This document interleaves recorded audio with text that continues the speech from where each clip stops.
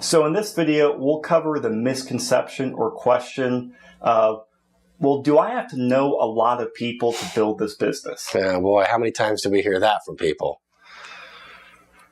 Well, you know, one of the things that I think people need to understand here is this is a misconception built around something that the industry has done. Because what do most companies do? What happens when you join? Like, well, what's they say, well, I can actually tell you from experience. Oh yeah, tell your story. About 10 years ago, it was a year before I joined my full-time business now. But I joined, and I love the concept, my first exposure to network marketing, and I was like your dream prospect or your dream new associate. I'm willing to work hard, and I'll walk through walls, and I'll bust my butt to get anything done that I want to in life.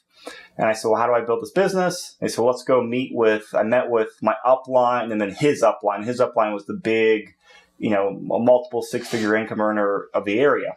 And so we drove over to his house, and they said, make sure you bring your cell phone and a notepad for notes. Said, sure, got all that.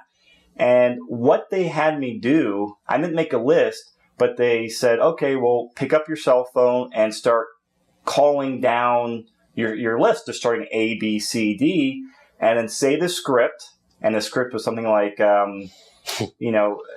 hey, Jason, I wanted to catch hold for a few minutes because I'm doing a really great opportunity. I think that can make you and me a lot of money, but let me put on someone who's really successful to tell you about this. And I would literally say a couple sentences, and they want me to hand over the phone to my upline's upline, the big earner guy. And I said, okay, I didn't feel good when we were talking about it, but I said, well, I want to build this business, not get a job, so I'll do it. I just swallowed my fears and was a good trooper. And I got to my first live person that wasn't a voicemail, handed the phone over, and I thought I was going to vomit on the table. The upline took the phone and just went into the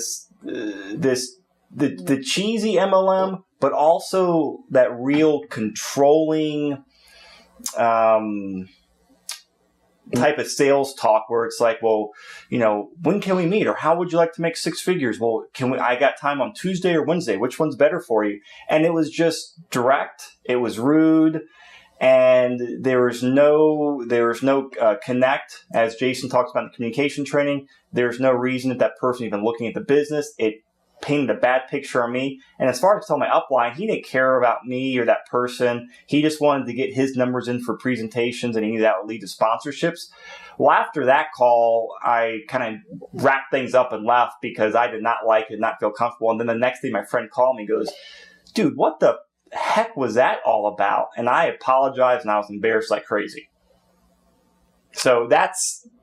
Well, you give an extreme example, and sometimes the examples are not that extreme. Sometimes they're simply, make a list of everyone you know. Now, look, I've got no problem with making a list of people, but it's what you do with that list and how you handle it that matters. And so I think what a lot of people think I need to know a lot of people is they think that if they're not somebody who can bring in a lot of contacts from who they know, they're not going to be successful in this business. The reality is we all know a lot of people. I'd argue, we all know at least 250 people. And that's why a lot of times the starter kits in these network marketing companies will often say things like, hey, make a list of 250 people you know. So, it's not hard to do. Geez, just look at Facebook. If you have a Facebook account, people usually have more than 250 people easily. And oftentimes people's phone book in their cell phone. And that's what leaders are doing now. Like what you said, they're actually grabbing people's phones and calling them. You don't have to know a lot of people. But I think one of the reasons why people hate this is they don't want that to happen. And they don't want to even make a list of everyone and then have to call them and pitch them their business or product when there really is no connection there. And if you've gone through the communication training, which you should have, you'll know that I talk a lot about this develop step, building a bridge. Well, there was no bridge built there. Well, they didn't even connect with the person, let alone build a bridge. So it was kind of like, okay, why are you calling me? Like, it doesn't make any sense. It's a heck of a lot different when a contact maybe months down the road, because maybe you put them on a list of people that you want to have in mind, right? That you want to cultivate, that you want to develop. maybe at some point they say something that makes it appropriate, like, like we're a nutrition company, so they say something about allergies. Well, obviously, I'm going to develop that person. They're probably going to be a contact for me. Or I'm tired of my job. I'm tired of my commute. Then it might be appropriate to develop that person. I'm still not going to talk about my company at that point because it still doesn't translate. So I guess what we're saying here is this is not an issue. And if somebody ever explains this to you, this is where you have to have really good training in place, and you have to have a process to cultivate your contacts, and you have to be able to build a bridge like I discussed in the communication training video. I don't know if you have any comments on that. We've talked about this so much, like this is being a problem. And frankly, a lot of people disagree with us on our philosophy here, like even people in our own company. That we're not willing to do what you described. Well, that's the churn and burn method, which it works for some people, but for a lot of people doesn't work. And it's, you burn and churn through as many people as you can until you find other people into the same thing.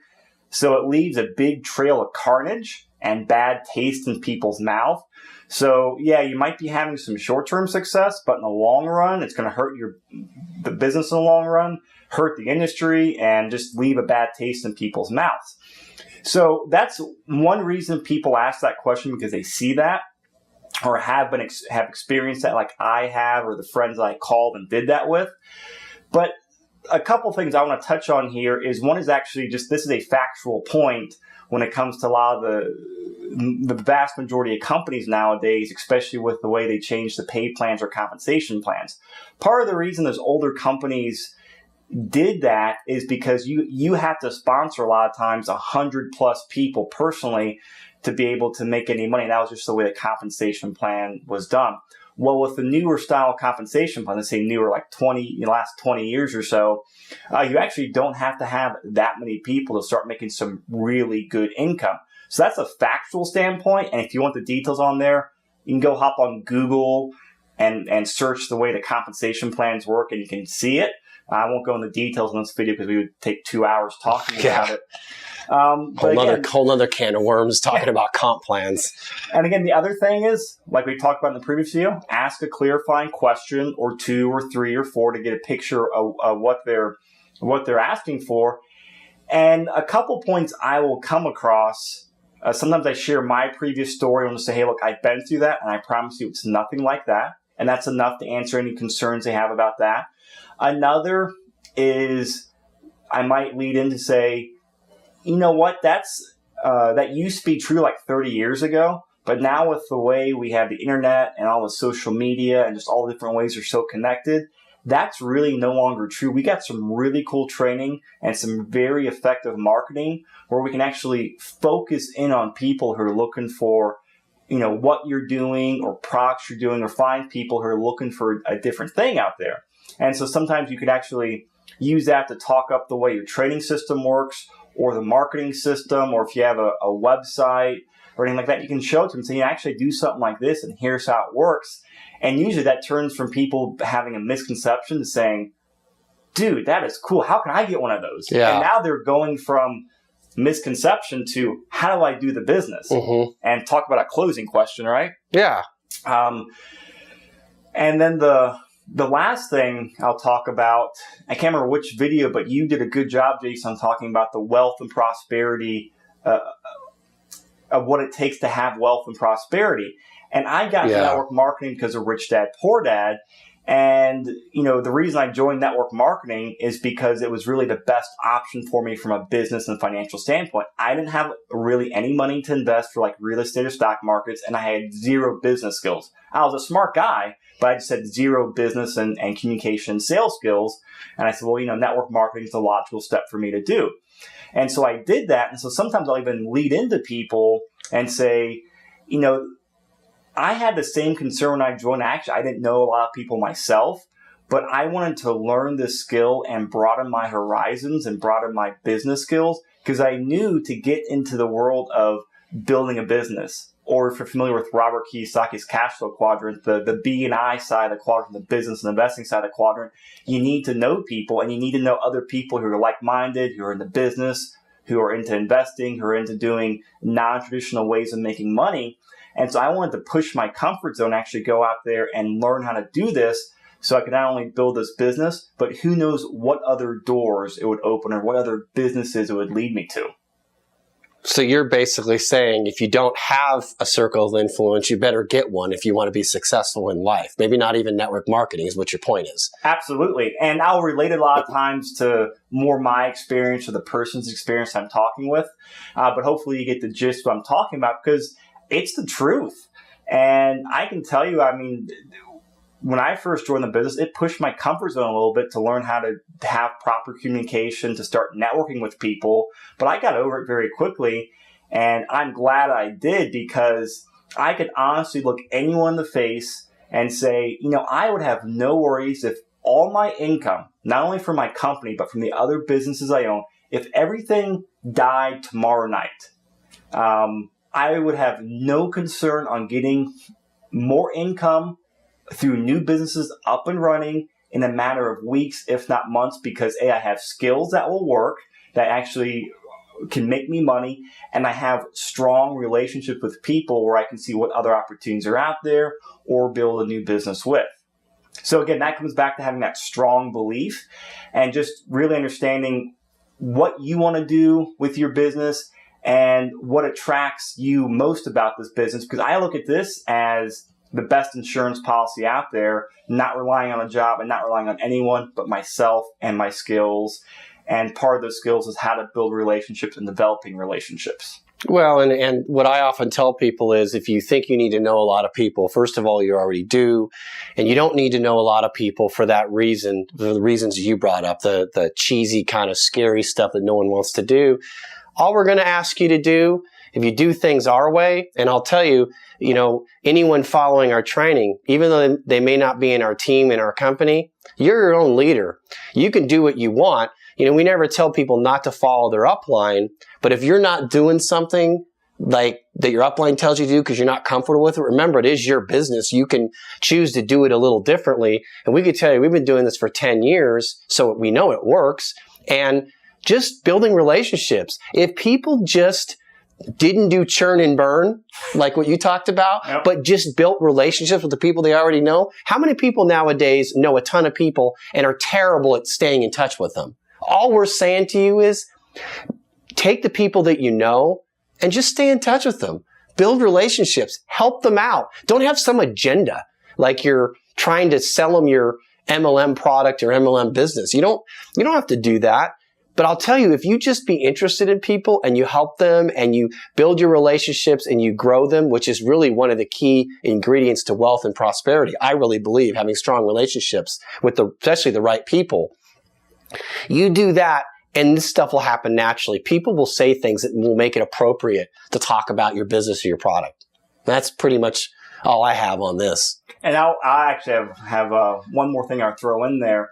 And this is not only applies to this question, but some of the other questions or objections. I just talked about how building relationships go, you need it to not only survive, but really thrive in this new economy, and how it can go beyond even your network marketing business.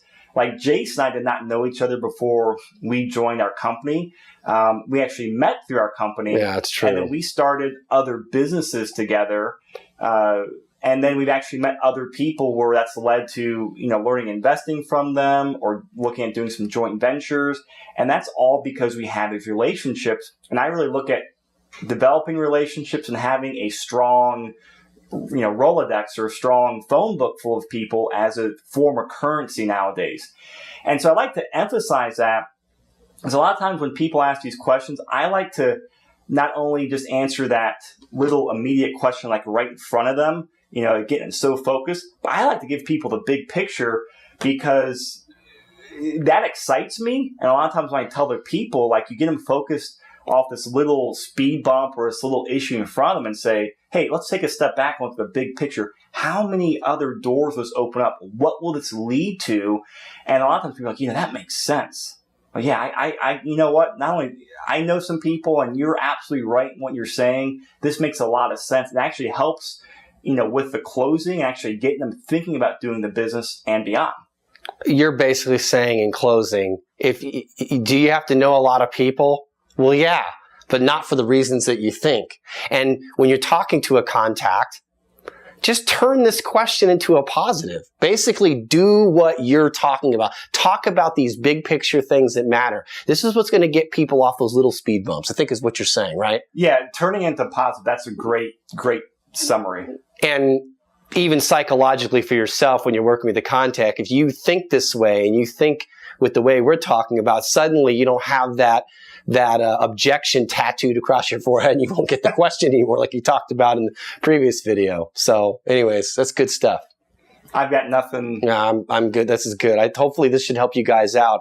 Pay attention to this stuff, really take it in and think about it and believe it. That's the thing. You got to believe what we're saying. You'll be fine. And you can talk about the belief. You can probably hear at least my energy, my excitement going up as I talk about this, because every time I do talk about it, it gets me, it feeds my own energy and gets me more excited about this business, even though I've been doing it for almost a decade, and what other possibilities this will lead me to down the road. Definitely.